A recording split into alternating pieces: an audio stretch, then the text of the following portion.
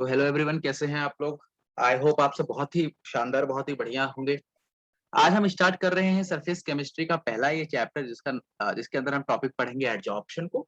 इस चैप्टर को 3 पार्ट्स में डिवाइड किया गया है। एडजॉर्प्शन में उसके बाद आपका कैटलिस्ट पार्ट है और फिर उसके बाद कोलॉइडल पार्ट है। 3 पार्ट को पढ़ेंगे, एक प्रैक्टिस सेशन करेंगे, इस चैप्टर को कवर अप करेंगे। हर साल इसमें से कभी ना कम से कम आईआईटी के अंदर 2 क्वेश्चन आता है, या अदर कॉम्पिटिटिव एग्जाम या बोर्ड्स उठा लो तो उसमें भी क्वेश्चन इसका मिलता है। हम सारे पॉइंट्स को लिखेंगे, उन पॉइंट्स को मार्क करेंगे, इंपॉर्टेंट पॉइंट्स को मार्क करेंगे। आप भी उनको अपनी कॉपी के अंदर मार्क करेंगे, लिखेंगे और इन्हें खाली दिमाग से बैठकर याद कर लेंगे। तो जब क्वेश्चन आए तो आपको दिक्कत ना होए, इसलिए हम सारे फॉर्मेट सारी जितनी भी चीजें हो सकती हैं वो सब इस लेक्चर के अंदर कर लेंगे। आगे बढ़ना चाहिए। एडजॉर्प्शन स्टार्ट कर रहे हैं, पहले एडजॉर्प्शन का मतलब तो समझ लेते हैं, होता क्या है एडजॉर्प्शन। बाकी डेफिनेशन वगैरह लिखते रहेंगे। देखो एडजॉर्प्शन क्या होता है मैं तुम्हें समझाता हूँ। आप कोई भी चीज ले लो, मान लेते हैं आपने गाल की सरफेस ले लो, आप कोई भी सरफेस ले लो। मान लेते हैं मैंने एक सरफेस ले ली। क्या ले ली? Just tell me surface. तो आपने अपनी गाल की एक सरफेस ले ली। अब उसके बाद, हाँ, तो अब उसके बाद आपने क्या करा, इसको जैसे सरफेस माना, तो आपको पता है कि एनवायरमेंट में ना बहुत सारी चीजें उड़ती रहती हैं। जैसे कि ये है कोई एटम, कोई पार्टिकल उड़ रहा है, ठीक है, हवाएं उड़ती रहती है, तो उसके अंदर ऑक्सीजन, नाइट्रोजन, फास्फोरस होता है। तो ये लोग क्या करते हैं ना, ये लोग सेटल हो जाते हैं इसके सरफेस के ऊपर आकर। आप कभी इंडस्ट्रियल एरिया में जाओ जहां पर डस्ट वगैरह हो, तो आप अपना फेस बिल्कुल साफ लेकर जाते हो, फेस वॉश वगैरह लगाकर। तो वहां जाते हो तो आप जब वापस लौट के आते हो तो आपके फेस पे कुछ डस्ट पार्टिकल्स हो जाते हैं। डस्ट पार्टिकल्स होने का मतलब यह है कि जो वहां पर उड़ रहे थे, जो वहां पर पार्टिकल्स उड़ रहे थे, वो आकर आपके चेहरे पर एडजॉर्ब हो गए। Not absorb, it's adsorb. Absorb adsorb में फर्क है, समझेंगे। एडजॉर्ब हो गए आपके सरफेस के ऊपर आकर, अंदर नहीं गए, वो सरफेस के ऊपर आकर एडजॉर्ब हो गए। तो ऐसे कई सारे पार्टिकल जब हवा में उड़ रहे होते हैं और अगर वो सरफेस पर, किसी के सरफेस पर आकर एडजॉर्ब हो जाए, तो हम उसे एडजॉर्प्शन टर्म का नाम देते हैं। अब इस डेफिनेशन को एक बार लिख लेते हैं, उसके बाद आपसे और बातें करते हैं। फिर पहले डेफिनेशन लिख लेते हैं, कैसे क्या करेंगे।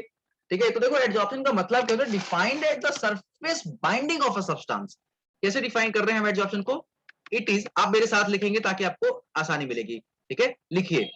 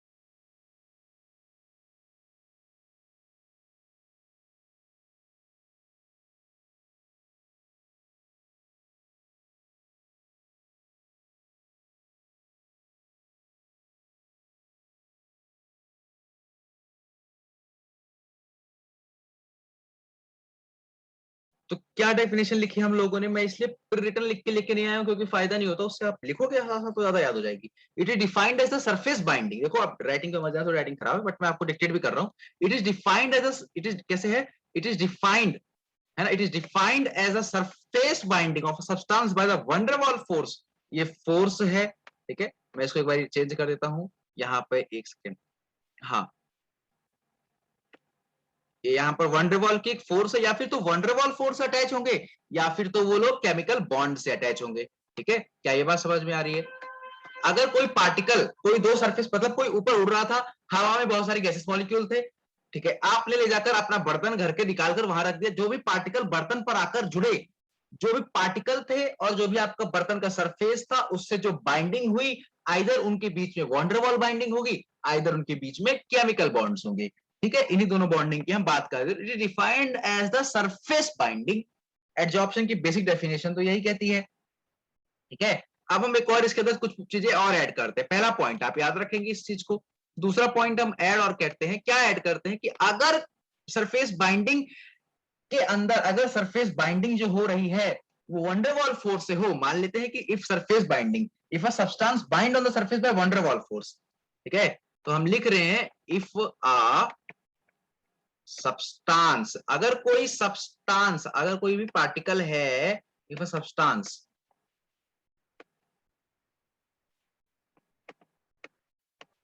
अगर कोई सब्सटेंस बाइंड कर,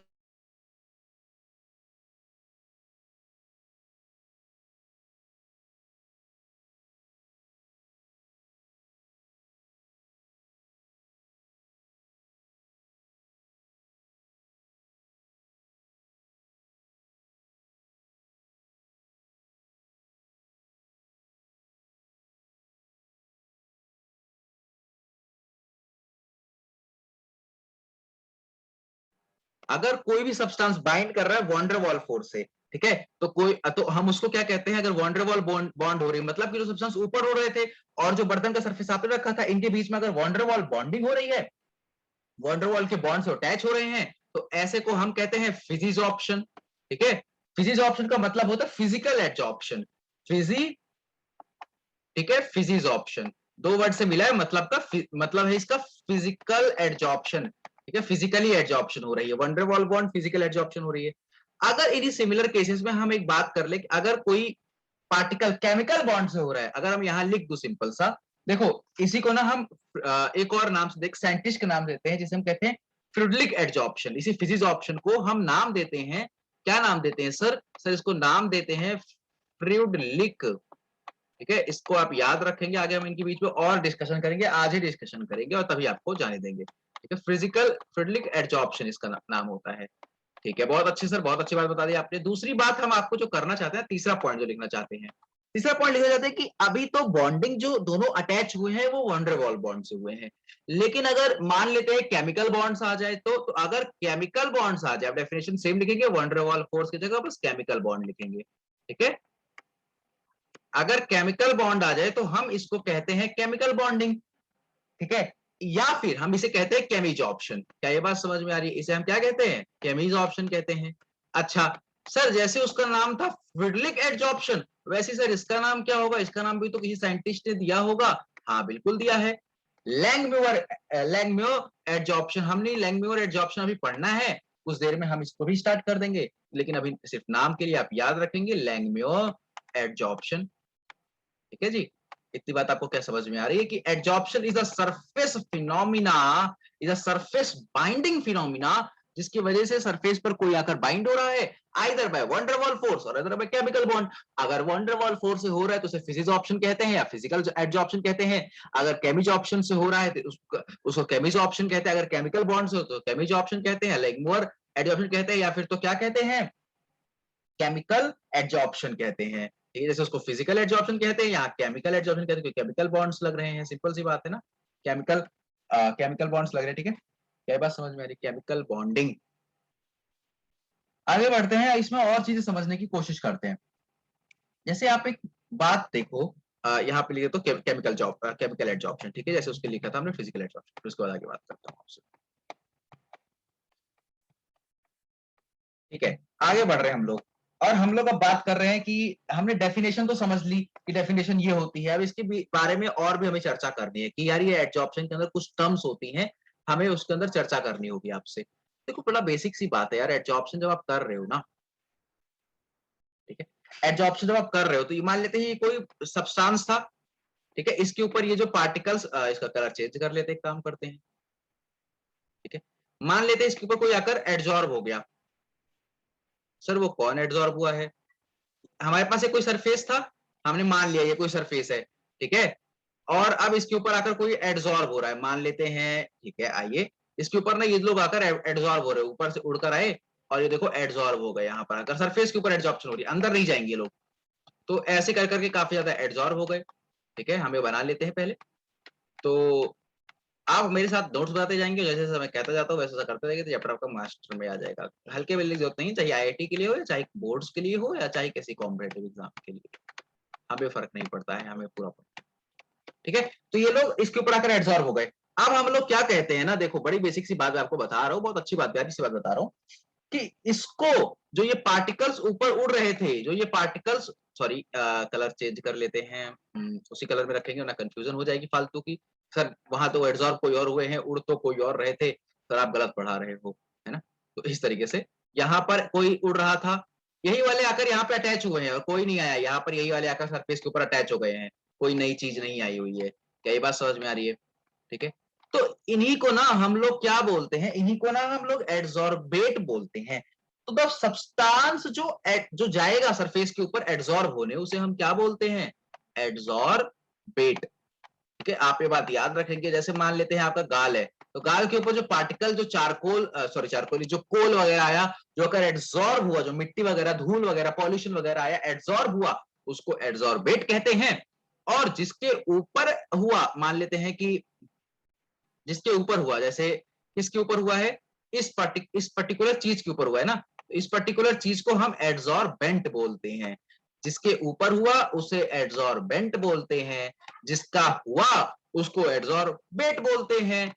ओके, कोई दिक्कत तो नहीं है इसके अंदर, अच्छी बात है। अब मैं कुछ एग्जांपल्स आपको एड्सॉर्बेट और एड्सॉर्बेंट के बता देता हूं। एड्सॉर्बेंट के जो एग्जांपल्स हैं वो SO2 आप ले लो, आप SO2 ले लो, आप Cl2 ले लो, ठीक है, आप क्या ले लो, Cl2 ले लो, आप H2 को भी ले लो, यार ये भी बड़ा अच्छा एग्जांपल है। ठीक है, उसके बाद आप इसके अंदर NH3 को ले सकते हो, ठीक है, NH3 को ले सकते हो। उसके बाद आप एसेक्ट्रा वाला एक आता है ना, एसेक्ट्रा डाल दो 3 ऑप्शन लिखने के बाद, वो ले सकते हो, है ना, वो बहुत अच्छा होता है। एड्सॉर्बेंट की बात करते हैं। एड्सॉर्बेंट के अंदर आप चारकोल ले सकते हो। जैसे आपका जो फेस मास्क होता है, तो आप फेस मास्क के अंदर चारकोल क्यों यूज करते हो? पॉल्यूशन सॉरी पॉल्यूशन से बचने के लिए आप फेस पे यूज करते हो आप चारकोल का मास्क। लोग कहते हैं कि पॉल्यूशन हो रहा है तो आपको N95 लगाना है। N95 जैसे मास्क के अंदर एक चारकोल डाला हुआ क्यों आता है? क्योंकि देखो चारकोल जो होता है ना, वो एड्सॉर्ब कर लेता है बाहर के पॉल्यूशंस को, वो पॉल्यूशंस को एड्सॉर्ब कर लेता है, अपने अंदर एड्सॉर्ब कर लेता है, और अपने अंदर ही ना वो कुछ ऐसा रखता है, कुछ ऐसे पार्टिकल्स रखता है, ऑक्सीजन वगैरह रखता है ना, और उसको बाहर निकाल देता है। मतलब जो ऊपर उड़ रहे थे उसको उसने एड्सॉर्ब कर लिया और ऑक्सीजन वगैरह को उसने बाहर निकाल दिया, अपने पास वो गैसेस रखता है। ग्लास हो सकता है, ग्लास भी एड्सॉर्ब करता है, मेटल हो सकता है कोई भी, सिंपल सी बात है। ठीक है, मेटल हो सकता है कोई भी। उसके बाद आप वुड ले लो, सिलिका ले लो, ठीक है, वुड ले लो। आप सिलिका क्यों ले रहे हो पहले ये भी समझ लेते हैं। देखो सिलिका लेने का सिंपल सा मतलब है, क्या है कि जो सिलिका है, सिलिका की बात कर लेते हैं यहाँ पर। सिलिका भी एक तरीके का, अगर आप देखोगे ना बारीकी से, तो वो भी एक एड्सॉर्बेंट है। क्यों है? सिलिका जब भी आप कोई लेदर बनाते हो, मान लेते हैं कोई लेदर आपका जूता आप लेकर आए घर में, और लेदर जब बनता है ना बड़ी गंदी स्मेल होती है उसकी, तो हम ना क्या करते हैं, कोई ये उठाते हैं, सिलिका की थैली होती है ना, उसको तो डली हुई होती है, उसको डाल देते हैं, तो सिलिका उसकी सारी बदबू को अपने अंदर खींच लेता है। थर्मो स्टील्स के अंदर भी डाल के इसको रखते हैं, आपने देखा होगा, आपने जब बोतल खरीदी होगी तो आपने थर्मो स्टील को भी देखा होगा कि उसके अंदर भी डाल के इसको रख रहे हैं। ठीक है, क्या ये बात समझ में आ रही है? सिंपल सी बात है। आगे बढ़ते हैं और चीजों को अंडरस्टैंड करने की कोशिश करते हैं। अच्छा, जैसे हम आगे बढ़ रहे हैं तो हम लोग ना क्या करते हैं, पहले पहले ना जैसे आप अपने जैसे एक और टर्म पढ़ लेते हैं आगे बढ़ने से पहले, डिजॉर्प्शन के बारे में। डिजॉर्प्शन क्या होता है? ये डी का मतलब तो कुछ समझ में आता है कि अगर कुछ एड्जॉर्प्शन होता है तो पक्का ही कुछ डिजॉर्प्शन भी उसी तरीके से कुछ होता होगा। सर डिजॉर्प्शन का मतलब समझा दो। तो डिजॉर्प्शन का मतलब मैं आपको बता देता हूँ। डिजॉर्प्शन का मतलब होता है removal of the adsorbed substance.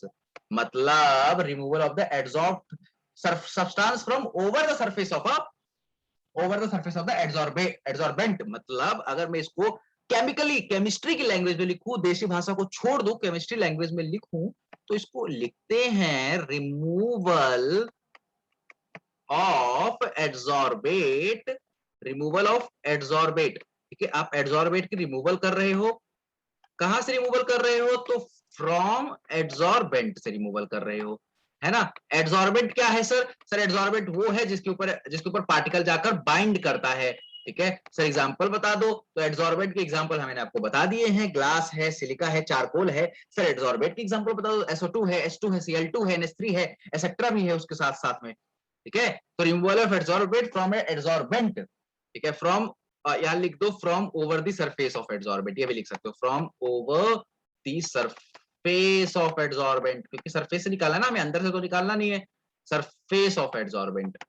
क्या ये बात समझ में आ रही है कि आप सरफेस ले लो एड्सॉर्बेंट का और उससे इसका रिमूवल कर दो, तो सिंपली DH ऑप्शन हो जाएगा।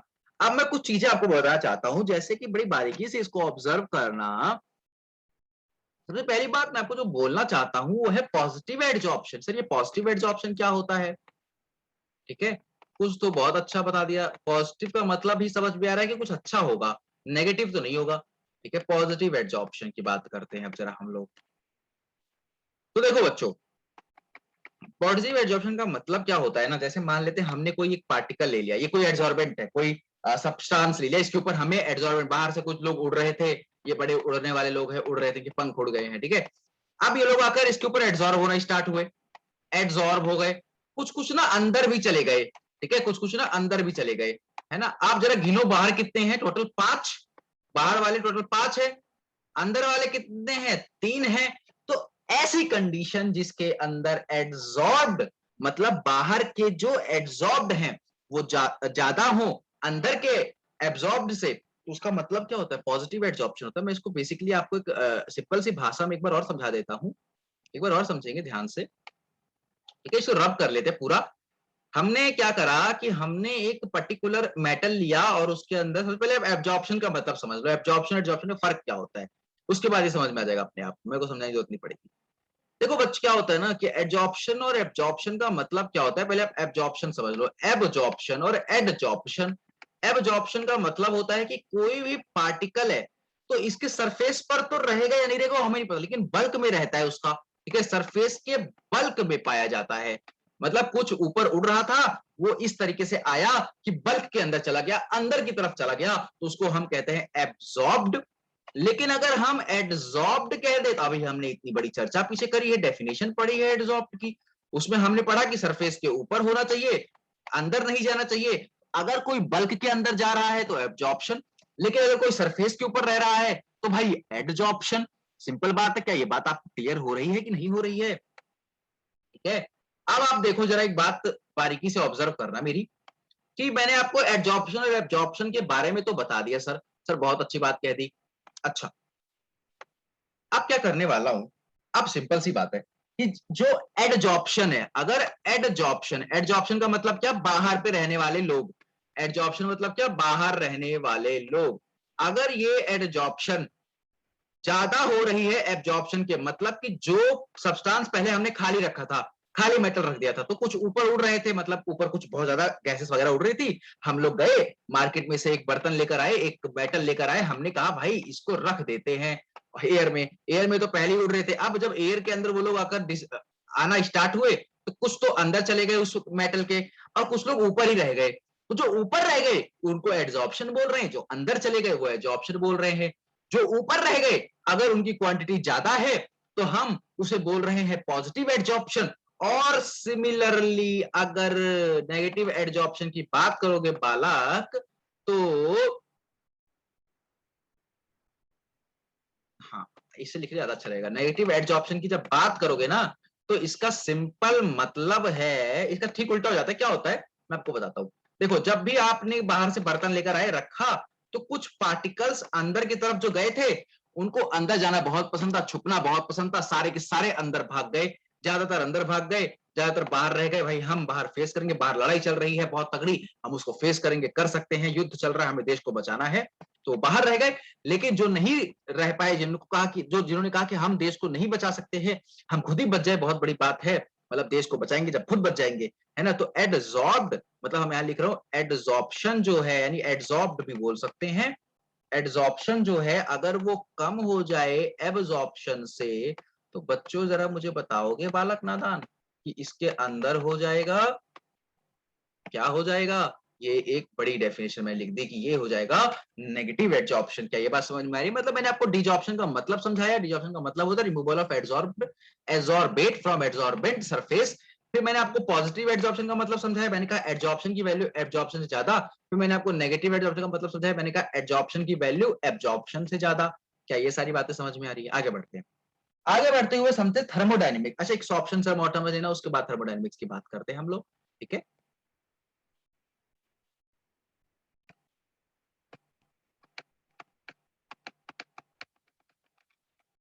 सर ये शॉप्शन का मतलब क्या होता है? शॉप्शन का मतलब होता है कि जब आप किसी एल्यूमिनियम के मेटल, किसी मेटल को बाहर लेकर आए ना, एयर के अंदर रखा, तो इक्वल लोग कह रहे हैं कि हम बाहर रहेंगे, इक्वल ही लोग कह रहे हैं हम अंदर रहेंगे। तो जब एडजॉर्प्शन एडजॉर्प्शन मतलब सरफेस वाला और बल्क वाला, जितने सरफेस पे हैं और जितने बल्क में हैं, अगर ये इक्वल हो जाए तो बालक मुझे बताओगे कि हम इसको क्या कहेंगे? इसको कहेंगे एब्जॉर्प्शन, सॉरी सॉर्प्शन। ठीक है, इसको सॉर्प्शन का नाम देंगे। इसको आप नोट करेंगे, 1 सेकंड का टाइम देंगे मुझे। ठीक है, हाँ, बहुत अच्छी बात है। इसको आप जरा नोट करेंगे।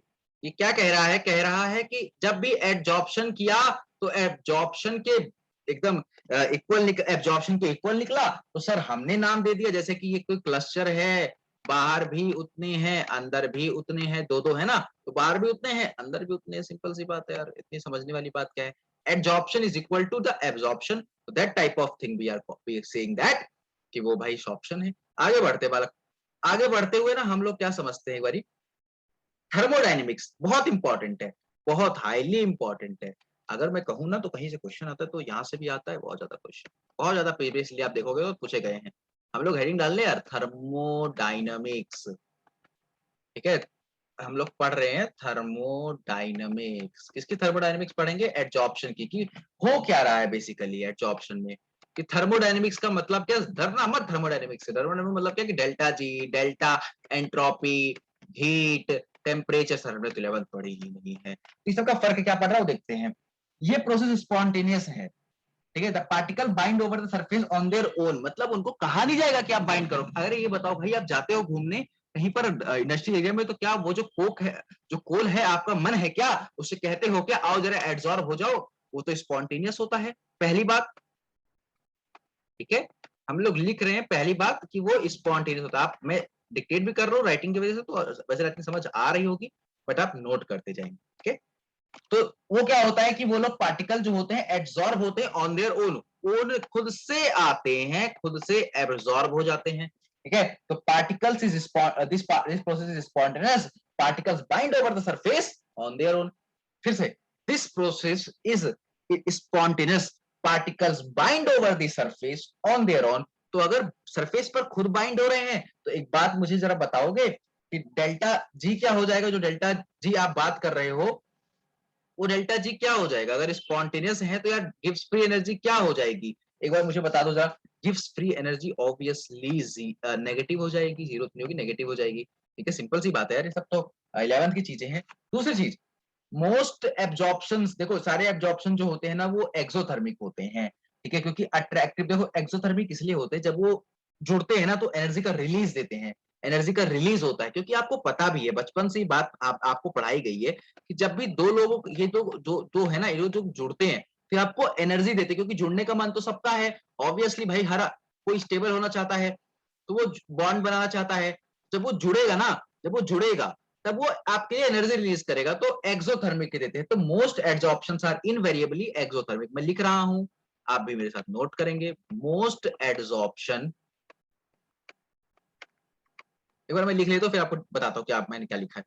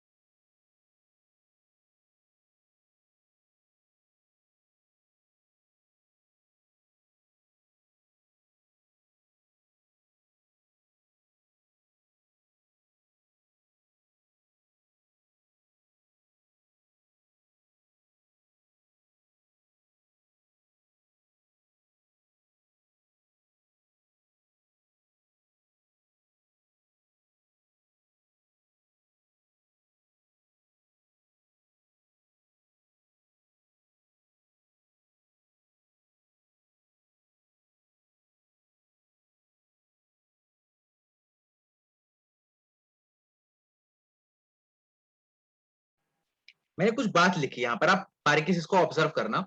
ये कह रहे हैं बहुत सारी एडजॉर्प्शन जो है वो इनवेरिएबली एक्सोथर्मिक होती है, क्योंकि इनके बीच में जो अट्रैक्टिव फोर्स एक्ट कर रही होती है वो रिजल्ट करती है रिलीज ऑफ एनर्जी में। किसके बीच में?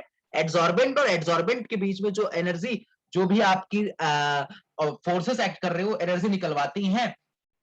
ठीक है, तो आपको ये बात तो समझ में आ रही है, सिंपल सी बात है। ठीक है, अब देखो, अब दूसरी चीज क्या होती है ना, इसके अंदर एक और चीज बच गई हमारे पास। ये एक और चीज बच गई कि एंट्रोपी चेंज जो होता है वो तो भाई नेगेटिव ही होगा, क्योंकि particle as a particle disorder decrease है, क्योंकि पार्टिकल का डिसऑर्डर डिक्रीज हो रहा है, वो घूम रहे हैं आसपास, पार्टिकल का डिसऑर्डर डिक्रीज हो जाएगा, पार्टिकल आकर एक जगह बैठ जाएंगे।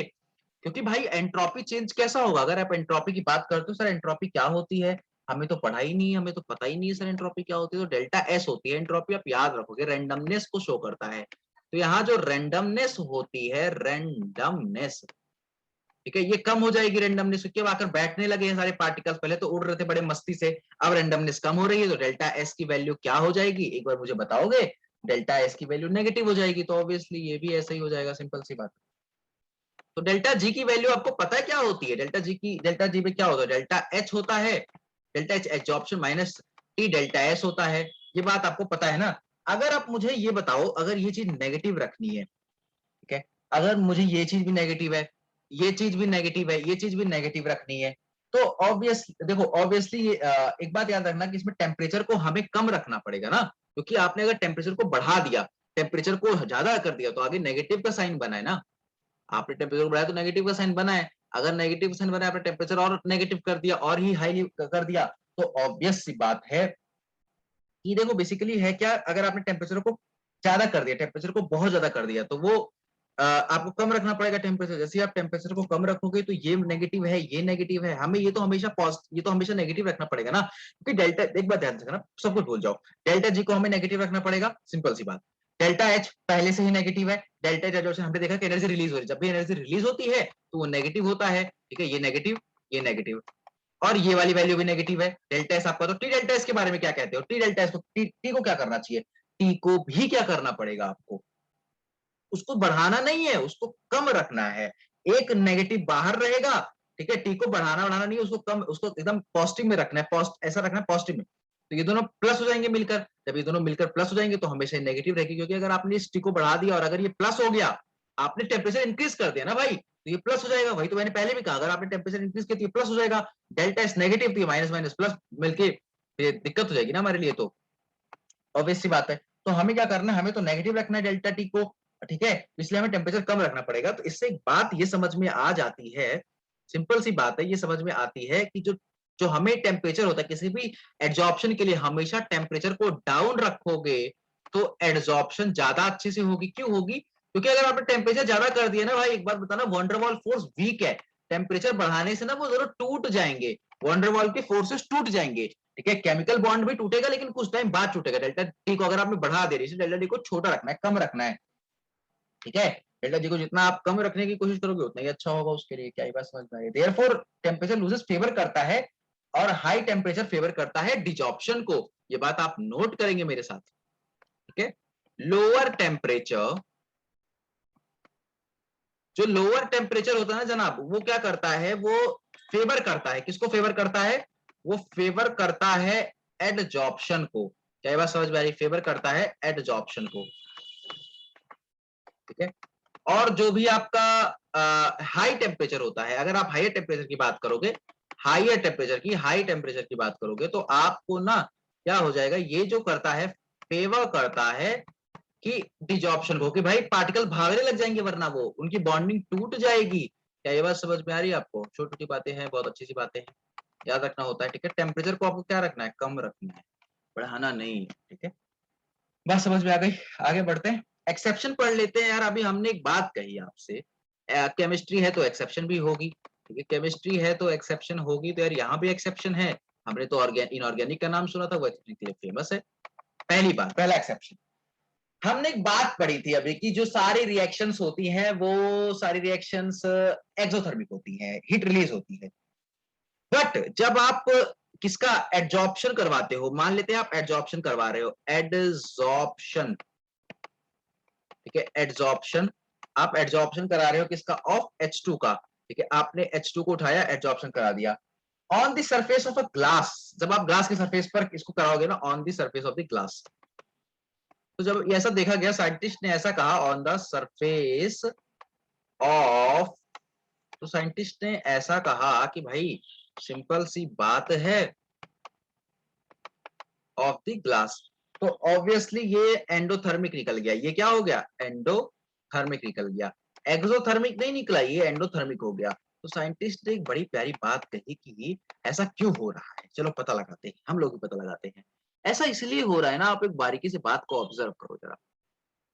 जब भी ना ये मेटल का कोई सरफेस है, मान लेते हैं ये कोई मेटल, ये कोई ग्लास है, ठीक है, डेल्टा एच एच बॉन्ड में प्रेजेंट है ऊपर, वो आराम से प्रेजेंट है एच एच बॉन्ड में। अब क्या होगा, यही बॉन्ड ऊपर रहेगा और एच एच बॉन्ड यहाँ आकर क्या हो जाएगा, अब चिपकने की कोशिश करेगा, अब एब्जॉर्ब होने की कोशिश करेगा। तो कभी भी हमने पढ़ा था कि एब्जॉर्प्शन जब होती है तो एक एनर्जी रिलीज होती है। बिल्कुल भाई, यहां पर भी एनर्जी रिलीज हो गई, एनर्जी रिलीज हो गई। अब आगे देखते क्या होगा। ये जो एनर्जी रिलीज होगी ना, ये जो एनर्जी रिलीज हो रही है, आप क्या करोगे ना, ये जो एच है, ये जो एच के बीच में बॉन्ड्स हैं, ये एनर्जी रिलीज होगी इस बॉन्ड को तोड़ने के लिए, क्योंकि एच एच का बॉन्ड टूटेगा तभी तो दोनों आकर यहाँ के नए बॉन्ड बनेंगे। ठीक है, आपने पिछले साल भी इसको ऑर्गेनिक के अंदर पढ़ा होगा। ठीक है, पहला ही पढ़ाते हैं रिएक्शन, उसके अंदर इसको पढ़ा होगा। तो ये जब टूटेगा, है ना, ये जब टूटेगा तो ये तभी तो नीचे आकर बॉन्डिंग होगी, यहाँ पर बॉन्डिंग हो रही है ना इनके बीच में, एच और एच के बीच में बॉन्डिंग हो रही है ना, तभी तो आकर बॉन्डिंग होगी। क्या ये बात समझ में आ रही है? ठीक है, सिंपल सी बात है, सिंपल सी कहानी, सिंपल सी घटना। हाँ, तो सर बड़ी सिंपल सी बात आपने बता दी कि जो एनर्जी वहां से निकली वही एनर्जी आकर यहाँ एब्जॉर्ब, साइंटिस्ट तो यही कहते हैं भाई कि जो एनर्जी ये थी वही एनर्जी इसको तोड़ने में लग गई। सिंपल, क्या ये बात समझ में आ रही है? तो अब ऑब्वियस सी बात है यार, डेल्टा एस को पॉजिटिव होना पड़ जाएगा इसके लिए कि नहीं होना पड़ जाएगा, बताओ मुझे जरा, जस्ट टेल मी।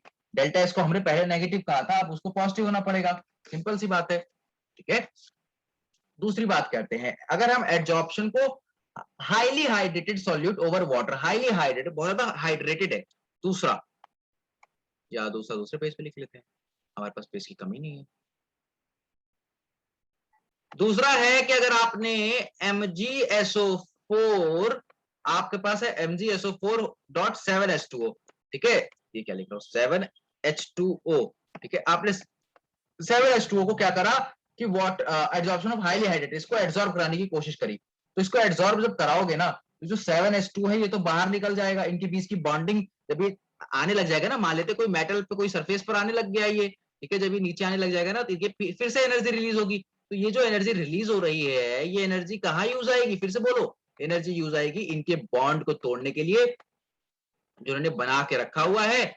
फिर से डेल्टा एस क्या हो जाएगा, एक बड़ा हो जाएगा, ऑब्वियस सी बात है ना, रैंडमनेस कम हो जाएगी तो ये भी बड़ा हो जाएगा, रैंडमनेस ज्यादा, रैंडमनेस बढ़ जाएगी। ठीक है, अब सिंपल सी बात ये है कि ये आकर एड्सॉर्ब होगा यहाँ पर, उसके बाद इनसे क्या निकल गई, एनर्जी निकली, वो एनर्जी 7H2O को क्या करती है, 7H2O को तोड़ने के लिए काम आती है। तो आप यहाँ लिखोगे highly hydrated solute over water. ठीक है, यहाँ पर हमने वाटर के ऊपर एड्सॉर्प्शन कराने की कोशिश करी थी, ये वाटर था, तो यहाँ लिख रहा हूं मैं हाईली, ठीक है, हाईली हाइड्रेटेड, बहुत ज्यादा हाइड्रेटेड है, हाईली हाइड्रेटेड, ठीक है, सॉल्यूट ओवर सरफेस। सिंपल सी बात है, क्या बातें समझ में आ रही हैं आपको, सॉल्यूट ओवर सरफेस। ठीक है, अब हम ना यार डेफिनेशन सब हमने फिजिक्स ऑप्शन और केमिस्ट्री ऑप्शन पढ़ा था, इनके बीच में ना डिफरेंसेस समझ लेते हैं, बहुत प्यारे डिफरेंसेस है हमारे पास। हमें डिफरेंसेस स्लाइड में लिखे होंगे, कहाँ गए, ये रहे, ये लिखे गए हैं पहले से। ठीक है, आप बिल्कुल बारीकी से, टाइम बच जाए हमारा। वंडरवॉल फोर्स ऑफ अट्रैक्शन होती है, मैं आपको समझा देता हूं, बिटवीन द एडसॉर्बेंट एंड एडसॉर्बेंट, मैंने कहा था ना फिजिक्स ऑप्शन क्या होती है एक तरीके की, जरा बताओगे मुझे यार, एक तरीके की कौन सी एडजॉर्प्शन होती है, फ्रिडलिक एडजॉर्प्शन होती है, फिजिक्स ऑप्शन मतलब फिजिकल एडजॉर्प्शन होती है, फिजिकल एडजॉर्प्शन होती है, तो वो वंडरवॉल फोर्स होते हैं।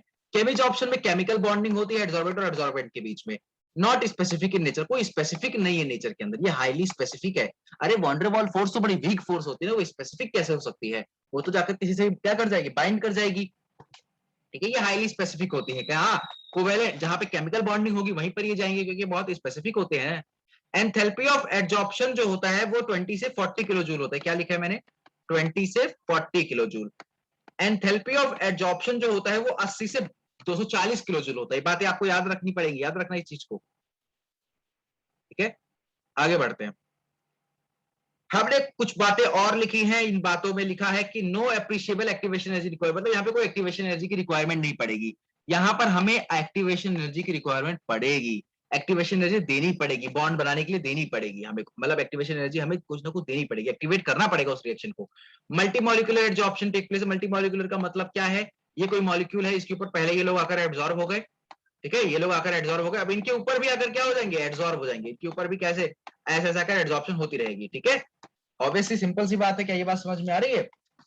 ऊपर और ऊपर आकर ऐसे ऐसे ऊपर ऊपर ऊपर तो एब्जॉर्ब, ये मोनो मोनो है ना, मोनो मॉलिक्यूलर है, एक बार हो गया ऊपर तो हो गया, बस उसके बाद कुछ नहीं होने वाला जिंदगी के अंदर, ठीक है। क्या बात, ये बात समझ में आ रही है? अच्छा, मैं यहाँ पे एक पॉइंट आपके लिए ऐड करना चाहूंगा, आगे ऐड करना चाहूंगा एक पॉइंट, दोनों के बीच में डिफरेंस की तरह मैं आपके लिए लिख देता हूँ यहाँ पर। वो ये है कि एक पॉइंट यहाँ मिस हो गया है, वो ये है कि जब भी आप इंक्रीज करोगे टेम्परेचर को तो एक्सटेंट बढ़ जाएगा, ठीक है। जैसे आपने टेम्परेचर को इंक्रीज किया, जैसे मान लेते टेम्परेचर को आपने इंक्रीज किया, तो इनका जो है एक्सटेंट ऑफ एडजॉर्प्शन वो क्या हो जाएगा? वो इनके लिए घट जाएगा, क्योंकि वंडरवॉल फोर्सेस जो है वो टूटने लग जाएंगी ना। Extent of adsorption, extent of adsorption क्या हो जाएगा? वो कम हो जाएगा। क्या ये बात समझ में आ रही है? सिंपल। अगर आपने यहाँ टेम्परेचर बढ़ा दिया, मान लेते हैं यहाँ टेम्परेचर बढ़ा दिया, तो पहले तो एक्सटेंट बढ़ता हुआ दिखेगा। फर्स्टली आपको पहले तो फर्स्टली क्या दिखेगा कि भाई एडजॉर्प्शन जो है, तो एडजॉर्प्शन जो है वो एक्सटेंट जो है इसका बढ़ता हुआ दिख रहा है, ठीक है। यहां लिख लो फर्स्टली की जगह फर्स्टली लिख लो और एक्सटेंट लिख लो, एक्सटेंट ऑफ एडजॉर्प्शन ये बढ़ जाएगा। और लेकिन बाद में ना सेकेंडली, मतलब कुछ लेटर ऑन जाकर, या मैं यहाँ एक चीज लिख देता हूँ, चलो आपके लिए बढ़िया सी बात है। एक तो इसको लिख लेते अच्छे से, पहले क्या लिखा हुआ पता नहीं, मुझे खुद पढ़ने में नहीं आ रहा था, आपको क्या आएगा, ठीक है। ये फर्स्टली और ये सेकंड लास्टली, अर्लियर लिख लेते हैं, अर्ली है ना, या फर्स्टली लिख लो, चलो। फर्स्टली क्या होगा कि एडजॉर्प्शन, फर्स्टली क्या होगा, जस्ट टेल मी। फर्स्टली होगा कि एक्सटेंट ऑफ एडजॉर्प्शन बढ़ रहा है, लेकिन एंड में एक्सटेंट ऑफ एडजॉर्प्शन कम हो जाएगा, एक्सटेंट ऑफ एडजॉर्प्शन घट जाएगा, बालक नादान बालक, एडजॉर्प्शन क्या हो जाएगा? घट जाएगा। क्या ये बात समझ में आ रही है आप लोगों को कि नहीं आ रही? इस तरीके से होता है, बहुत बेसिक सी बात है, बहुत सुंदर सी एकदम बात हो गई है। आइए अब हम लोग एडजॉर्प्शन के आइसोबार्स को पढ़ लेते हैं, क्योंकि लास्ट है, और इसी के साथ हम चैप्टर को भी आज के ही इस पर्टिकुलर एक्सपेक्ट को, एडजॉर्प्शन के एस्पेक्ट को कंप्लीट कर रहे होंगे, ठीक है। चलो, अब हम एक बात कर रहे हैं, हम स्टार्ट करने जा रहे हैं कि भाई एब्जॉर्प्शन आइसोबार्स क्या होते हैं। एब बहुत इंपॉर्टेंट टॉपिक है, ध्यान से पढ़ लेना, ज्यादा क्वेश्चन मिल जाएंगे, फिर उसके बाद मत कहना कि सर आपने पढ़ाया नहीं था। एब्जॉर्प्शन, एक मिनट, एडजॉर्प्शन है, एब्जॉर्प्शन में चेक करता हूं, एडजॉर्प्शन आइसोबार, ये है हमारे पास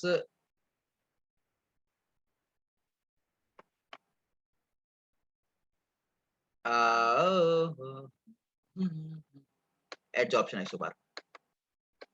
देखो होता क्या है ना, प्लॉट ऑफ, हम इसमें ग्राफ बनाते हैं किसका? Plot of extent of adsorption, मतलब हम प्लॉट बनाते हैं किसका?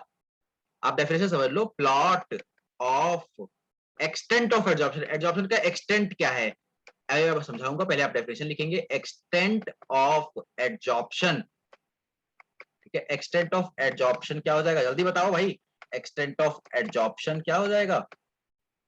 Extent of adsorption versus temperature at constant pressure, पहला ग्राफ अब इससे बनाते हैं, at versus temperature at constant pressure. क्या बात समझ में आ रही है? ठीक है। ये थोड़ा सा दिक्कत करता है कभी कभी स्टाइलस, आपको पता ही है, आप हमारे पुराने स्टूडेंट हैं, है ना। एट अ कांस्टेंट प्रेशर, ठीक है, एक कांस्टेंट प्रेशर पर आकर ये लोग क्या होते हैं कि हमें ग्राफ बना लेते हैं कांस्टेंट प्रेशर। चलिए बात करते हैं,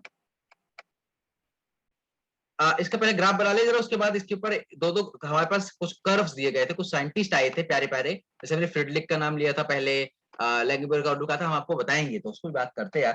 देखो इसके अंदर डेफिनेशन में क्या है, x by m, x by m जो होता है ये क्या होता है, हम इसको याद रखना, मास है ना, ऊपर क्या लेते हैं, mass of adsorbate, simple, mass of adsorbate, और नीचे क्या लिखते हैं, मास ऑफ एड्सॉर्बेट, और साथ ही साथ हम लिखते हैं ग्राम सरफेस एरिया ऑफ एड्सॉर्बेंट। ठीक है, इसको ऐसे डिफाइन करते हैं एक्स बाय एम को।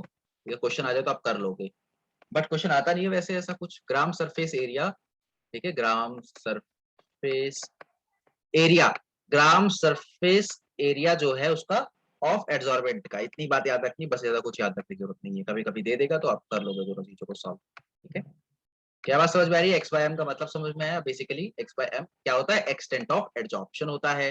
सर बहुत अच्छी बात है आपने बताई है आज। आइए आइए और आगे बढ़ते हैं। ग्राफ देख ले एक्सटेंट ऑफ एड्सॉर्प्शन और टेम्परेचर का। एक काम करते हैं, इस ग्राफ को अच्छे से ड्रॉ तो नहीं कर सकते, खैर छोड़िए। हमारे पास ये है, इस ग्राफ को इस तरीके से ड्रॉ करते हैं। ये ऊपर की तरफ जो वैल्यू जा रही है, ये x बाय m जा रहा, ये इधर की वैल्यू जा रही, t जा रहा। वैसे हमारे पास एक सॉल्यूशन और है इसको ड्रॉ करने का। एक बार आप जरा देखो कि मैं इसको अच्छे से ड्रॉ करके दिखाता हूँ आपसे। क्या होता है बेसिकली, इस तरीके से ड्रॉ होता है ये। हमारे पास अगर बोर्ड है, हम यूज कर रहे हैं, तो हम उसको अच्छे से ड्रॉ कर लेते हैं ताकि हमें कुछ फायदा मिले जिंदगी के अंदर। तो ये इस तरीके से ग्राफ जाता है कुछ। ठीक है, यहां से रहता है, या सॉरी गलत बन गया, यहां से देखो, बारीकी से ऑब्जर्व करना इस ग्राफ को। ये यहां से स्टार्ट होता है और इस तरीके से होते हुए, इस तरीके से होते हुए, इस तरीके से जाता है। मतलब कुछ इस तरीके की ग्राफ की बात होती है। इसको मैं हटा रहा हूँ। ठीक है, एक अच्छा ग्राफ और एक पुराना ग्राफ, ऐसा ग्राफ बना रहे हैं हम लोग, है ना। यहाँ पर ऐसा होता है, वैसे भी अच्छा ही यार, ऐसा मत बोलो। ठीक है, बेइज्जती हो जाएगी। ऐसा ग्राफ हम बना रहे हैं, मतलब ये कोई वो नहीं है, बस ऐसे बन रहा है, लेकिन आप लोग इसे ऐसे याद रखोगे, ऐसे याद रखोगे। ठीक है, सिंपल, हमेशा अच्छे से बना लेते हैं, वरना फिर कंफ्यूजन क्रिएट हो गया कि सर ये नीचे कर्व वैसा हो गया या कुछ क्या हो गया है सर, ये प्लीज बताओ सर। ठीक है, तो जरा देखोगे ध्यान से, एक बार फिर से बना रहा हूँ मैं इस चीज को। याद रखना इस कर्व को बनाते कैसे, इस कर्व को इस तरीके से बनाते, एक बार याद रख लेना प्लीज। ठीक है, मैं एक लाइन बना रहा हूँ इस तरीके से, नीचे थोड़ा होता है वो बन नहीं रहा। ठीक है, ये फिजिक्स ऑप्शन का कर्व है, याद रखना। ठीक, मैंने कहा ना फिजिक्स ऑप्शन का टेम्परेचर बढ़ाओगे तो एक्सटेंट कम होता जाता है, फिजिक्स ऑप्शन का कर्व है। ठीक है, सिंपल सी बात है, फिजिक्स ऑप्शन का कर्व है। ठीक है, इसको मिटा देते हैं, एक बात एक काम करते हैं, फिर उसके बाद आते हैं। आओ जी, आगे बढ़ते हैं। फिजिक्स ऑप्शन का कर्व देख लिया, यहीं पे आप अगर एक बात कर लो ना यार, तो यहीं पर आप एक उसका कर्व भी देख सकते हो, किसका, केमिज ऑप्शन का कर्व देख सकते हो। ठीक है, ये तो कांस्टेंट प्रेशर रख रहे हैं तब हम बना रहे हैं। ठीक है, अब आओ जरा कांस्टेंट की बात करते हैं, एक बार उसकी बात भी कर लेते हैं।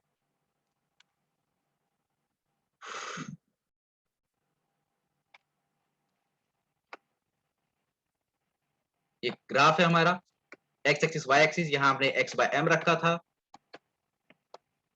यहाँ पर हमने टेम्परेचर टी रखा था। तो हम लोग क्या कर रहे हैं ना, पहले तो मैंने कहा था कि आपको ये बढ़ेगा फिर कम हो जाएगा।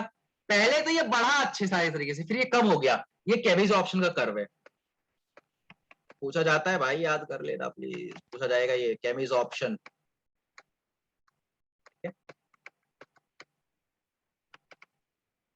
चलिए जी आगे बढ़ते हैं यार, और बातें करते हैं। अब आइसोथर्म की बात तो कर ली सर, बहुत प्यारी बात है आपने बता दी। अच्छा, अब एड्जॉर्प्शन, सॉरी आइसोबार की बातें तो कर ली, अब जरा आपने किसकी बात करी अभी, आइसोबार की ना। अब जरा एड्जॉर्प्शन आइसोथर्म की बात कर। ये क्या है यार, ये हमेशा होता है हमारे साथ। ठीक है, ठीक है, एड्जॉर्प्शन आइसो थर्म की बात करते हैं। आइसो का मतलब होता है सेम, थर्म का मतलब होता है टेम्परेचर, मतलब कि सेम टेम्परेचर यानी कांस्टेंट टेम्परेचर पर हम ग्राफ बनाएंगे। किसका, plot of extent of x by m, इसका ग्राफ बनाएंगे। इस बार पूरा नहीं लिखूंगा, x by m versus pressure का ग्राफ बनाएंगे। ठीक है, इसका ग्राफ बनाने की कोशिश करते हैं। इस ग्राफ के बेसिस पे दो लोग आए थे, दो लोगों ने बड़ी अच्छी अच्छी बातें करी, उन बातों को भी हम अंडरस्टैंड करेंगे जल्दी जल्दी। ठीक है, आओ, हमने क्या करा, सबसे पहला ग्राफ लिया, पहले साइंटिस्ट आए।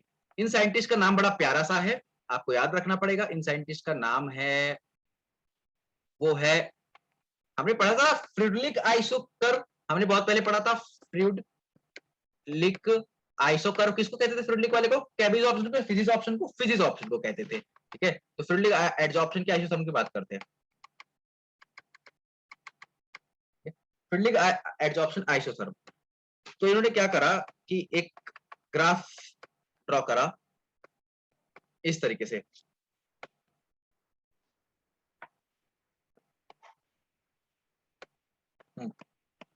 तो यहाँ पर एक ग्राफ था, उस ग्राफ के अंदर ये था कि इस तरीके से ग्राफ ड्रॉ था। पहले तो एक स्ट्रेट लाइन जाती हुई दिखेगी, फिर उसके बाद नीचे, फिर ये नीचे आ जाएगा इस तरीके से। इन्होंने कहा कि यहाँ तक तो स्ट्रेट लाइन दिख रही है, कुछ मतलब कि कुछ बढ़ता हुआ दिख रहा है हमें, ठीक है। अगर ये ओ ओरिजिन है और अगर ये ए है, अगर ये एक्स बाय एम है, तो ऑब्वियसली ये प्रेशर होगा, ठीक है। इन्होंने कहा यहाँ तक तो कुछ बढ़ रहा है, फिर उन्होंने कहा यार यहाँ तक देखोगे तो बड़ा कांस्टेंट सा कुछ दिख रहा है, फिर इसके बाद देखोगे तो इंक्रीज होता चला जा रहा है। यहाँ के एक थोड़ा सा कर्व उल्टा बन गया है, एक मिनट रुकेंगे, ठीक है।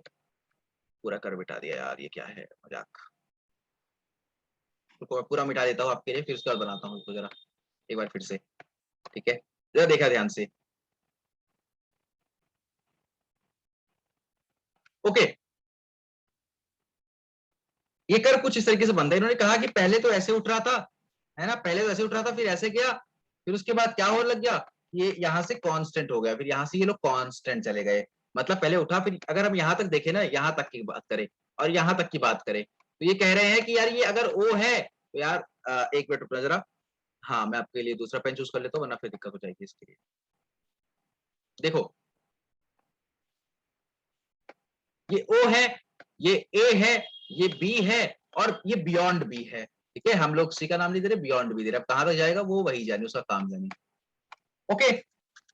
यहाँ पे ना पी सैचुरेशन, इसको कहते हैं पी सैचुरेशन। यहाँ पर पी सैचुरेट हो, ये कहते हैं हम इसे पी सैचुरेशन। एक बात याद रखेंगे, पी सैचुरेशन कहते हैं,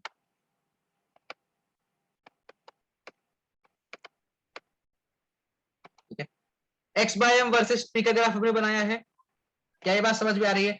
सबसे पहली बात करते हैं लो प्रेशर रीजन की। हमारे पास कुछ बातें करने के लिए बड़ी शानदार है ना। सबसे पहले बात करते हैं लो प्रेशर रीजन की। हमारे पास कोई लो प्रेशर रीजन है, जैसे कि उन्होंने कहा ना ओए, ओए क्या है, low pressure region.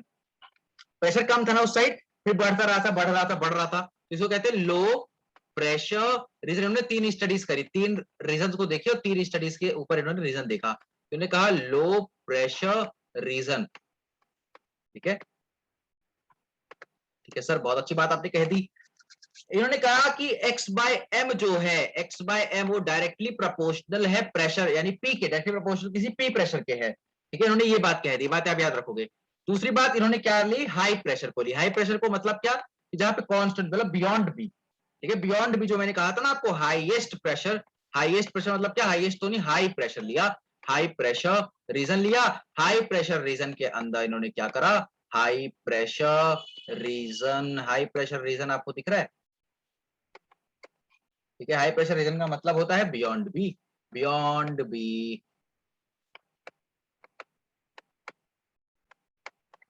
Beyond B में उन्होंने कहा कि यार x by m is directly proportional to the P nought. हम नहीं जानते पी नॉट, पी नॉट इन्होंने कहा directly proportional to the P nought, ठीक है। सिंपल सी बात है, ओके। आगे बढ़ते हैं और कुछ और बारीकी से इनकी बातों को ऑब्जर्व करते हैं। इन्होंने अब क्या कहा, मॉडरेट के लिए क्या कहा, ये भी तो रह गया ना, मॉडरेट भी तो था यार। ए बी से जो पॉइंट हमने बनाया था ए बी वाला, वो क्या था, मॉडरेट ही तो था। बारीकी से ऑब्जर्व करना। अब मैं ए बी के लिए लिखने जा रहा हूं, ए बी के लिए मतलब क्या लिखने जा रहा हूं, मॉडरेट लिखने जा रहा हूं, ओके। मैं लिख रहा हूं मॉडरेट। क्या ये बात समझ में आ रही है आपको कि नहीं आ रही है?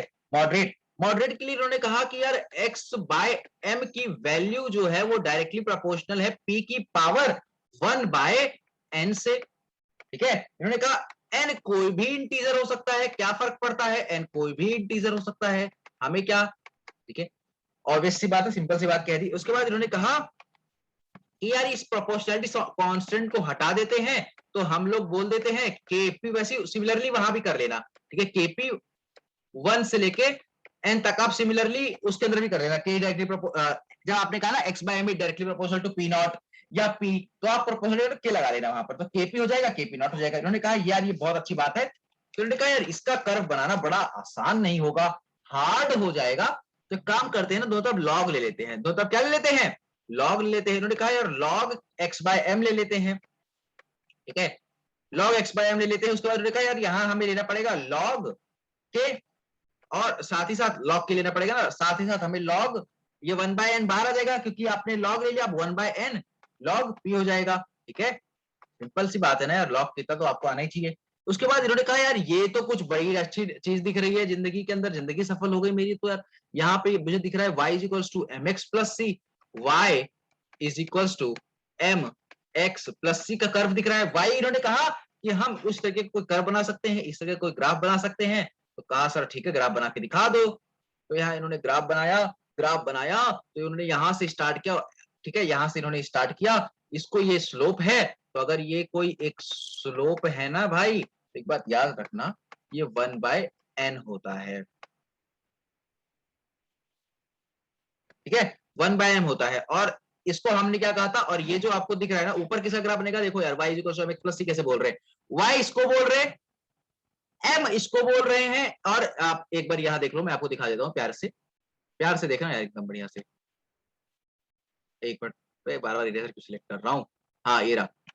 y इसे बोल रहे हैं, m इंटरसेप्ट को बोल रहे हैं, x इसे बोल रहे हैं, y = mx + c 1/n को क्या बोल रहे हैं, वो 1/n को क्या सॉरी m इसे एक मिनट माफ करना, एक गलती क्या कर दिया, देखो एक मिनट एक सेकंड, ठीक है वो गड़बड़ हो गई। हम लोग क्या कर रहे हैं, हम लोग y इसे बोल रहे हैं, बिल्कुल ठीक है सर। सर m किसे बोल रहे हैं, m हम लोग बोलते हैं mx + c होता है ना। तो बेसिकली हम m किसको बोलते हैं, log k को m किसको बोलते हैं, log k को बोलते हैं, स्लोप को क्या बोलेंगे, 1/n बोलेंगे, ऑब्वियस सी बात है ना। तो ठीक है, सिंपल सी बात, आगे बढ़ते हैं, ठीक है।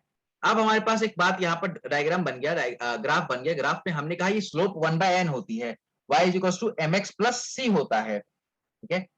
mx + c, m क्या होता है, m कुछ भी नहीं होता है, m बेसिकली किसी चीज का स्लोप होता है, हमेशा एक बात याद रखना, m हमेशा स्लोप होता है। और ये इंटरसेप्ट बच गया हमारे पास, इंटरसेप्ट क्या हो गया, log k हो गया, ठीक है, इंटरसेप्ट क्या हो जाएगा, log k हो जाएगा। और m क्या हो जाएगा, m इसके अंदर क्या हो जाएगा, जस्ट टेल मी।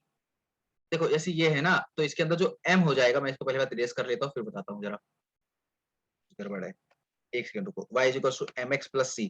तो यहाँ पे जो आपको m दिख रहा है वो तो स्लोप है। और आपको पता है कि यार एक बात आपको बहुत बारीकी से पता है कि जो स्लोप होती है, ठीक है, जो स्लोप होती है वो क्या, ये स्लोप हो गई mx + c, y = mx + c, ठीक है। तो ये स्लोप हो गई, सिंपल सी बात है। और ये आपका इंटरसेप्ट क्या हो गया, 1/k हो गया, ऑब्वियसली। तो लॉग क्या आपका क्या हो गया, इंटरसेप्ट हो गया, और स्लोप क्या हो गई, 1/n हो गई। हम इसी का ग्राफ तो बनाते हैं, ठीक है। और आप एक बात बताओ, इसके अंदर जो आपका x है, जैसे हमने कहा था ना, हमारे पास डेफिनेशन क्या है, जरा बताने बारी क्या आया था, हमारे पास आया था log ऑफ x/m, यही तो आया था ना पीछे, बार बार पीछे वाला मैं बता, एक बार और समझा देता हूँ आपको, ठीक है, थोड़ी कंफ्यूजन सी है।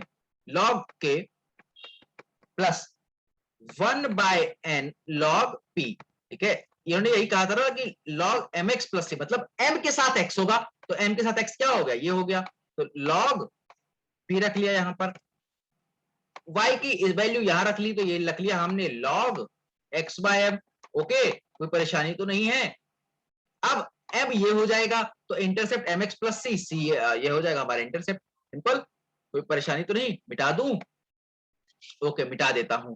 चलो भाई बहुत सिंपल सी बात है सर, आपने बहुत अच्छा समझाया, y = mx + c होता है, आप खुद करके देख लो, ठीक है, जो बातें बताई बिल्कुल सही। आगे बढ़ते हैं और एक और बात ऑब्जर्व करते हैं, इनकी जरा प्यारी सी बात है हमारे पास ऑब्जर्व करने के लिए। उन्होंने कहा भाई ये कर्व आता है, ये कर्व आता है, ये तो फ्रिडलिक के ऑब्जर्वेशन थी, लेकिन फ्रिडलिक के अलावा लैंगम्यूर की भी, और जो लैंगम्यूर की भी कोई थ्योरम थी। तो लैंगम्यूर ने क्या करा, ये ब्लैक पेन दिख नहीं रहा होगा, तो मैं एक बार चेंज कर लेता हूँ इस पेन को, ठीक है। तो लैंगम्यूर का एडजॉर्प्शन था, लैंगम्यूर ने कुछ एप्लीकेशन दिए, लैंगम्यूर ने कुछ एडजॉर्प्शन के लिए, लैंगम्यूर एडजॉर्प्शन सिस्टम ने पहले कुछ पोस्टुलेट दिए, तो हम उन पोस्टुलेट को जरा अंडरस्टैंड करेंगे।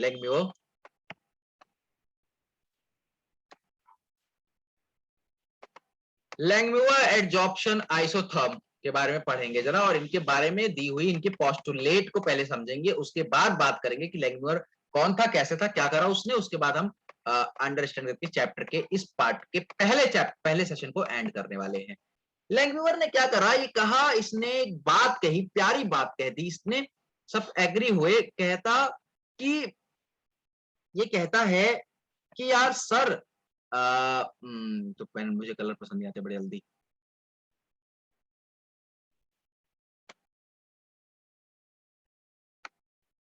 ये कहता है कि it is applicable only for monolayer adsorption, it is, मतलब इसका जो कर्व है, इट इज एप्लीकेबल, ठीक है, इट इज एप्लीकेबल फॉर मैं आपके साथ बोल भी रहा हूँ, अगर ना दिखे तो बोल रहा हूँ वो नोट कर लेना, पर यही बताऊंगा तो मैं समझा दूंगा, समझाने में क्या है, तो उसमें क्या, it is applicable only for, ठीक है, it is applicable only for, किसके लिए एप्लीकेबल है, सिर्फ और सिर्फ मोनोलेयर के लिए, मोनोलेयर्ड एडजॉर्प्शन के लिए, जो भी एडजॉर्प्शन मोनोलेयर्ड हो रही होगी। मोनोलेयर्ड कौन सी एडजॉर्प्शन हो रही थी, जरा बताओगे एक बार मुझे, मोनोलेयर्ड एडजॉर्प्शन, वो एडजॉर्प्शन का नाम क्या था, वो एडजॉर्प्शन थी केमिजॉर्प्शन। तो अगर कोई एडजॉर्प्शन मोनोलेयर्ड हो रही है तो उसके लिए लैग्म्योर का आइसोथर्म वैलिड है, वरना नहीं है। दूसरी बात इसने कही कि surface of the adsorbent should be plane, जो भी एडजॉर्बेंट का सरफेस है, the surface, the adsorbent's surface, adsorbents, जो भी एडजॉर्बेंट है आपके पास पड़ा हुआ ना यार, उसकी जो सरफेस है, एडजॉर्बेंट्स सरफेस, जो भी एडजॉर्बेंट का सरफेस है, adsorbent surface, adsorbent surface should be plane, should be plane होना चाहिए, ठीक है, वो सब क्या होना चाहिए, शुड बी प्लेन होना चाहिए, सिंपल सी बात है। अच्छा, अब इसने तीसरी बात ये बोली, इसने तीसरी बात क्या बोली, इसने तीसरी बात ये बोली कि सर जो आपका एडजॉर्प्शन की सरफेसेस सारे जो मतलब जिसके ऊपर एडजॉर्ब होने वाला है, वो सब कैसे होने चाहिए, वो सब की जो साइड्स है वो इक्विवेलेंट होनी चाहिए। मतलब इसने कह दिया, इसने क्या कह दिया, इसने चौथी बात क्या बोली, इसने ये कहा कि इसने मेरे को ये कहा कि एडजॉर्प्शन एंड, इसने कहा all the adsorption sites are equivalent, जितने भी एडजॉर्प्शन की साइट है। चौथी बात क्या थी कि ऑल द एडजॉर्प्शन साइट, जितने भी एडजॉर्प्शन की साइट थी, ऑल द एडजॉर्प्शन साइट, जितने भी एडजॉर्प्शन की साइट्स थी, ऑल द एडजॉर्प्शन साइट्स, वो सब क्या थी, एक बार बताओगे मुझे, all adsorption site are equivalent, जितनी भी ऑर्डर की साइट है वो सब इक्विवेलेंट लेनी है, कुछ ऐसा नहीं कर रहा है कि उनको हम अलग ले ले। क्या ये बात समझ में आ रही है आप लोगों को? चौथी बात, पांचवी बात और आखिरी बात इसने ये बोली कि जितने भी एडजॉर्प्शन है और डिजॉर्प्शन है, मतलब कि अगर सरफेस पर कोई आ रहा है ना, तो सरफेस पे कुछ जाना भी चाहिए, अगर एक्स आ रहा है तो एक्स अमाउंट ही बाहर भी जाना चाहिए, ठीक है। Adsorption and desorption, adsorption and desorption take place, desorption, वैसे मैंने ये कहीं स्लाइड में लिखा था बट कोई नहीं, अब मैं फिर से लिख देता हूं, तो मैंने लिख दिया है, adsorption desorption takes place simultaneously, साथ ही साथ होना चाहिए, तो टेक प्लेस साइमल्टेनियसली। क्या ये बात आपको समझ में आ रही है या नहीं आ रही है, जस्ट टेल मी। आ रही है, बहुत अच्छी बात है सर, सर हमें सारी बातें समझ में आ रही हैं, आपकी नहीं आ रही तो हम क्या करेंगे, कमेंट कर देंगे और उस पे बता देंगे सर आपने यहाँ गलत बताया, मतलब गलत तो नहीं, खैर आपने यहाँ पर ये बात हमें बताई, हमें समझ नहीं आई, प्लीज एक बार हमें और बताएं। तो इन्होंने अपनी ही बात बोल दी, अपनी दुनिया में रहे और अपनी ही बात बोल दी, इन्होंने कह दिया सेशन की ये लास्ट एंडिंग हो रही है और ये लास्ट स्टेज हम पढ़ रहे हैं सेशन के अंदर अपने। तो चलो भाई, इन्होंने एक बात बोलती, इन्होंने बात बोल दी कि कहा x by m extent of adsorption is equal to nothing but the AP by 1 by 1 plus BP।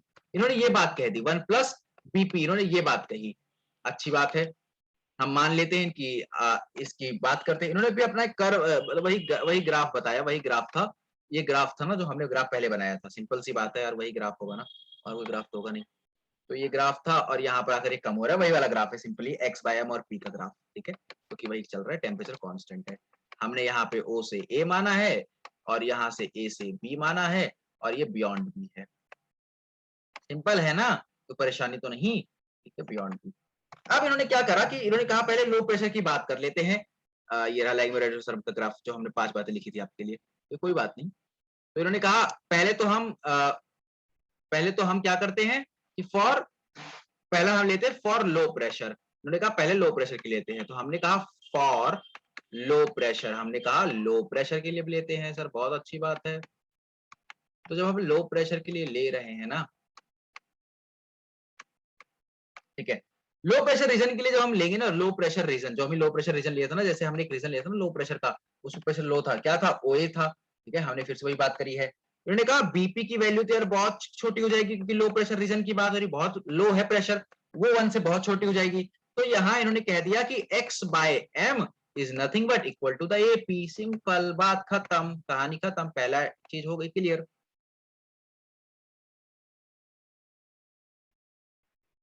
दूसरी बात इन्होंने कहा हाई प्रेशर रीजन के लिए, high just tell me high pressure region, किसके लिए कहा था? बियॉन्ड बी के लिए। High pressure region, high pressure region के लिए कहा, और वो भी थी किसके अलोंग? बियॉन्ड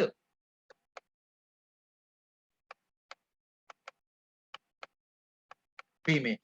इन्होंने कहा यार बीपी की जो वैल्यू है वो काफी काफी काफी बड़ी होगी, क्योंकि हाई प्रेशर है तो बीपी की वैल्यू बड़ी हो जाएगी। तो इन्होंने कहा x by m is nothing but equal to the AP upon में बीपी। तो अगर एपी अपॉन बीपी हो गया तो ये बी से बी कट जाएगा, और ये एक्स बाय एम बेसिकली पूरा तो नहीं बट कुछ पार्ट इसका क्या हो जाएगा? ए बाय बी के इक्वल हो जाएगा। सिंपल सी बात है। क्या ये बातें समझ में आ रही हैं? सर बहुत अच्छे समझ में आ रही हैं। आगे बढ़ते हैं और जरा मॉडरेट प्रेशर की बात करते हैं और चैप्टर को एंड करने की कोशिश करते हैं, एडजॉर्प्शन एंड करने की कोशिश करते हैं। क्या कह रहा है? कह रहा है कि वो कहते हैं, वो क्या कहता है? वो कहता है कि जब हम हाई प्रेशर ले रहे हैं, मान लेते हैं हमने कोई प्रेशर ले लिया,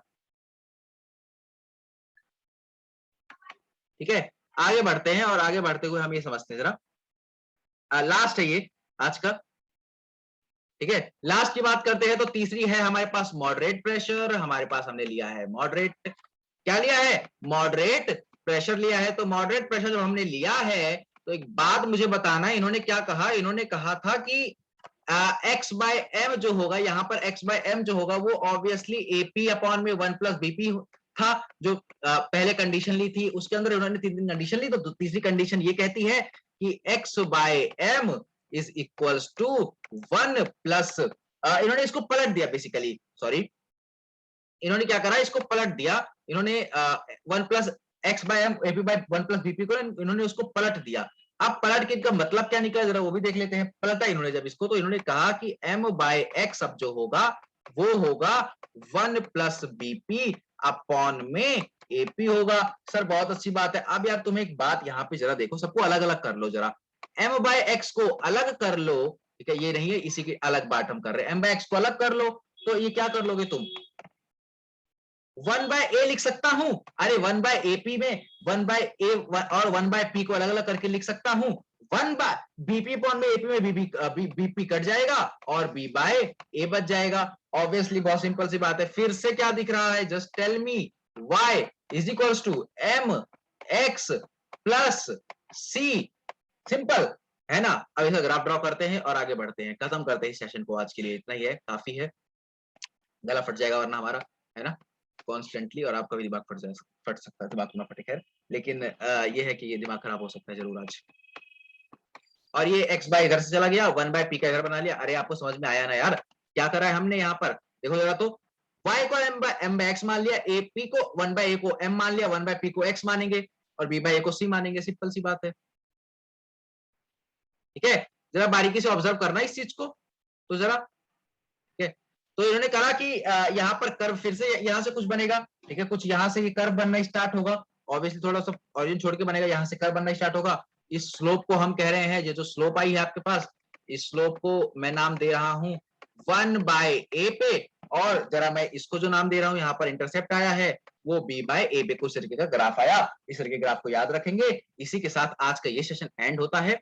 एक बार मैं आपको रिव्यू कर देता हूं, मैंने आपको क्या क्या पढ़ा दिया है, रिव्यू करते हुए चलते हैं, ठीक है। जरा आओ, जरा पीछे तो आओ। ये हमने पढ़ लिया, हाई प्रेशर पर पढ़ लिया, ठीक है, लो प्रेशर पर पढ़ लिया, एपी बाय बीपी हमने बियॉन्ड ये देख लिया, ठीक है, अच्छी बात है। लैंगमुर के आइसोथर्म के कर्व देखे, उसके बाद हमने स्लोप को 1/n बताया। कितनी सारी चीजें हमने पढ़ ली, चीजें लिख ली, साथ साथ लिखी, साथ साथ पढ़ते गया, और आज हम सेशन के एंड पर आकर खड़े हैं।